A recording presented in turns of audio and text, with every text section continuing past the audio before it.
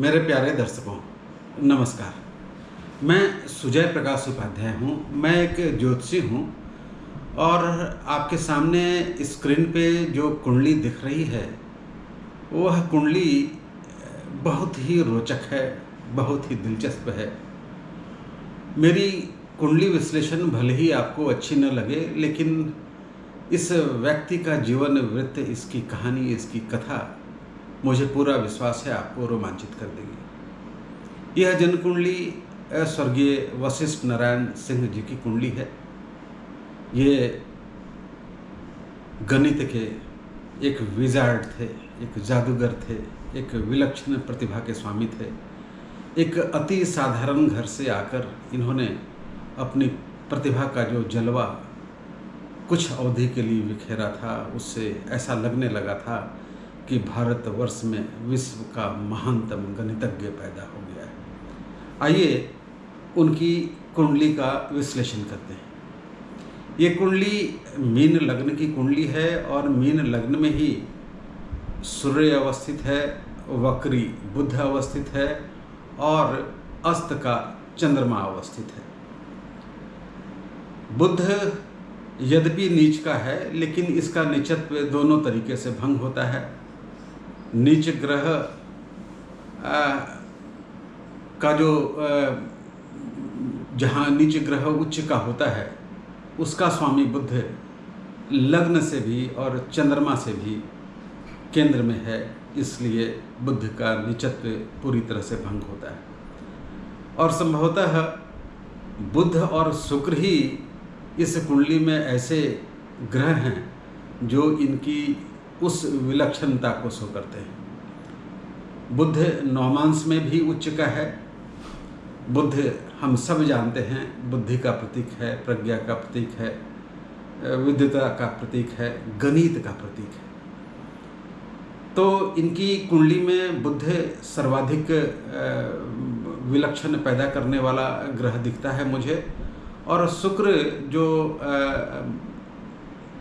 मंगल की राशि में, अपने परम शत्रु की राशि में बैठा है, लेकिन नौमांस में वह वर्गोत्तम हो गया है। उसी राशि में बैठकर वह वर्गोत्तम हो गया है। इनकी कुंडली में चौथे भाव में देखिए मंगल है, राहु है, शनि है और इनकी कुंडली में दसम भाव में केतु विराजमान है। बृहस्पति इनका 8वें भाव में है और बृहस्पति नौमांस में बृहस्पति चंडाल योग, गुरु चंडाल योग बनाता हुआ बैठा है। आइए इनकी कुंडली का आगे विश्लेषण करते हैं। इनकी कुंडली में बुध की महादशा शुरू हुई 1947 से लेकर 1964 तक चली और इस अवधि में इनकी विलक्षण प्रतिभा धरातल से ऊपर आने लगी। साइंस कॉलेज में गणित के टीचर लगातार प्रिंसिपल को यह कंप्लेन करते रहे कि एक बच्चा आया है जो क्लास को डिस्टर्ब करता है, क्लास को बाधित करता है, तरह तरह के प्रश्न पूछता है और कहता है कि आप गलत दिशा में बढ़ रहे हैं, इसको ऐसे बनाया जाए तो जल्दी हो जाएगा। ऐसी ऐसी बातें प्रिंसिपल को जाकर कई मैथमेटिक्स के प्रोफेसर ने कही। जो प्रिंसिपल थे वो मैथमेटिक्स के ही विद्वान थे। उन्होंने उस बच्चे को बुलाया और बगैर डांटे, बगैर कुछ कहे, उसके सामने 7 कठिन से कठिन प्रश्न रख दिए। उस बच्चे ने न केवल उस प्रश्न को शीघ्रता से हल कर दिया, बल्कि उसने यह भी कहा कि सर इसे मैं 2-3 तरीके से और बना सकता हूँ। अब घबराने की बारी प्रिंसिपल की थी। प्रिंसिपल को लगा कि यह कोई साधारण बच्चा नहीं है, यह विलक्षण प्रतिभा संपन्न बच्चा है, यह गणित का भगवान है और सभी नियम कानूनों को ताक पे रख के उस समय के तत्कालीन गवर्नर ने जो नियमावली थी यूनिवर्सिटी की उसको चेंज किया। ये 2 वर्षों की बीएससी को 1 वर्ष में इन्होंने कंप्लीट किया, टॉप किया। एमएससी के 2 वर्ष के कोर्स को इन्होंने 1 वर्ष में ख़त्म किया और उसमें भी ये टॉप हुए। डॉक्टर कैली की नज़र पड़ी, वो इन्हें अमेरिका ले गए।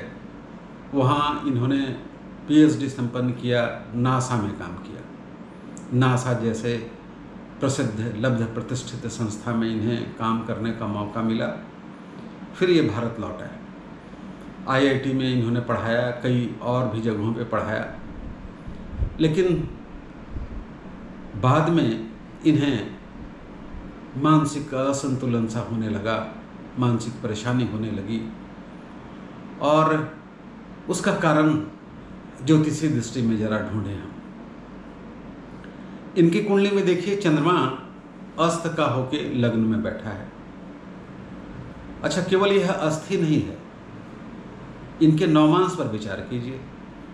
नौमांस पे यह चंद्रमा, जो चंद्रमा मन सो जाता है, मन का कारक है, वह नीच का होके चतुर्थ भाव में बैठा है। और केवल इतना ही नहीं, इस पर क्रूर ग्रह, अशुभ ग्रह शनि की पूर्ण दृष्टि पड़ रही है, और शनि की दृष्टि तो आप जानते ही। तो यहाँ से इनकी मानसिक अवस्था गड़बड़ाने लगी और इन्हें आईआईटी छोड़ना पड़ा, इन्हें अन्य संस्था जहाँ पे काम कर रहे थे वहाँ भी छोड़ना पड़ा।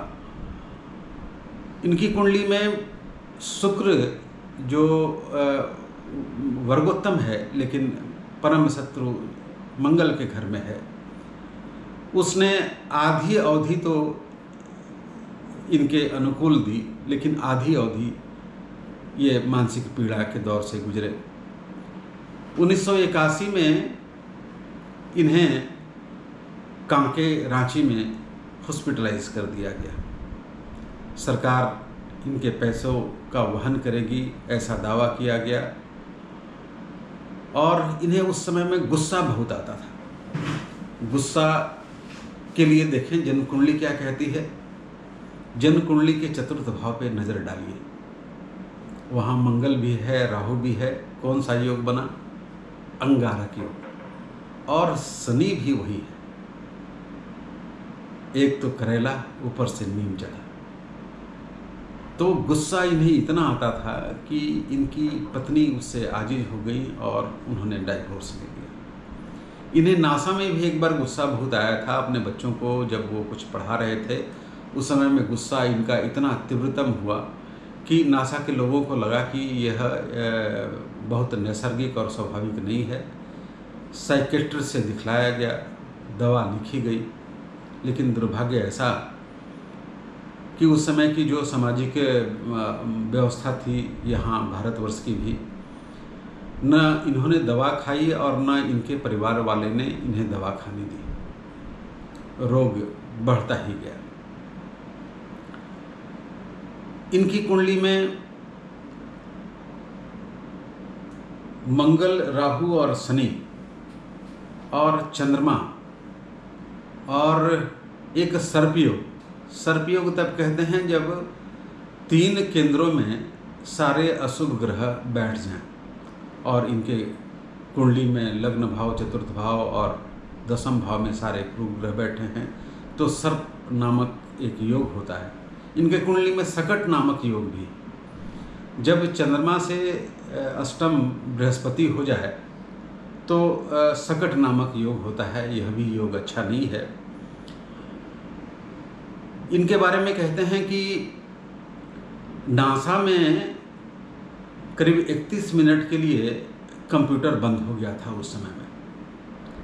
31 मिनट के बाद जब कंप्यूटर सही ढंग से काम करने लगा तो देखा गया कि उस बीच जो इन्होंने गणितीय संगणन किए थे वह और कंप्यूटर में कोई अंतर नहीं है। ऐसा विलक्षण प्रतिभा था, ऐसे महारथी थे ये गणित के, ऐसे मैथमेटिशियन विजार्ड थे वशिष्ठ नारायण सिंह जी।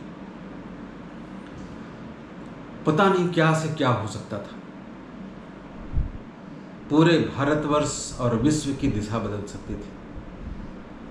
ढेर सारे वैज्ञानिकों की अवधारणा बदल सकती थी। कई शोधों को यह धता बताते हुए अलग तरह का शोध कर सकते थे और पूरी दुनिया को एक नया स्वरूप, एक नया आयाम, एक नया क्षितिज प्रदान कर सकते थे। लेकिन दुखी जीवन की कथा रही, क्या कहूँ जो अब तक नहीं कही। ऐसे ही दुख इनके जीवन में व्याप्त होने लगे, सकट योग के कारण, सर्प योग के कारण।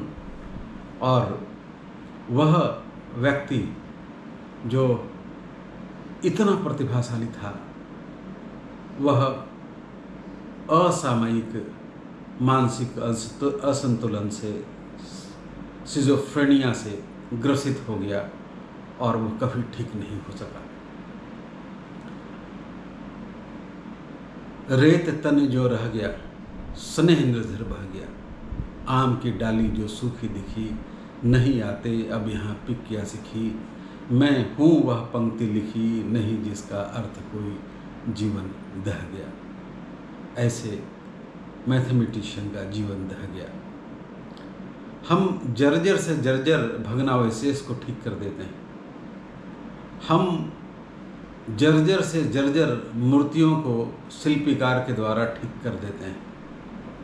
हम न जाने कितने खराब से खराब बीमारियों को ठीक कर पाने की क्षमता रखते हैं, लेकिन हम न जाने क्यों भारतवर्ष के गौरव, बिहार के गौरव, पूरे विश्व के गौरव, जो दुनिया को अतुल्य संपदा दे सकता था, उसको ठीक नहीं कर पाए। वह भटकता रहा। कांके से बाहर निकला तो 4 वर्षों तक उसका आता पता ठिकाना नहीं। रेलवे स्टेशन पर बढ़ी हुई दाढ़ी, निरीहता का आलम, जर्जर शरीर के रूप में किसी ने पहचाना। बाद में सरकार ने भी बहुत कोशिश की, लेकिन काल पर विजय किसे, जो लिखा है वह होकर रहता है। आइंस्टीन ने भी संघर्ष किए थे, उनके जीवन में भी उतार चढ़ाव आए थे, लेकिन हमारे वशिष्ठ नारायण जी के जीवन में उल्का पिंड की तरह एक बार तो वे चमके कुछ अवधि के लिए, विश्व को प्रकाशित किया, प्रज्वलित किया, उज्ज्वल किया। लेकिन जब वह नीचे गिरा तो तब तक न रुका जब तक पाताल की धरातल को न छू ली। 1919 में इनका निधन हो गया। ऐसी रत्न को, ऐसे बहुमूल्य रत्न को हम बचा नहीं सके, हम संजो कर नहीं रख सके, हम देश के लिए, विश्व के लिए कुछ करने के लिए उसे योग्य न बना सके। यह हमारा दुर्भाग्य है। तो यह बात रही आज की स्वर्गीय वशिष्ठ नारायण सिंह जी की कुंडली की। मेरा यह ज्योतिषीय विश्लेषण आपको कैसा लगता है? यदि अच्छा लगता है तो मेरे चैनल को लाइक कीजिए, इसे सब्सक्राइब कीजिए, अपना स्नेह प्रदान कीजिए, इसे शेयर कीजिए। आपका नमन, आपको प्रणाम, आपका बहुत बहुत धन्यवाद।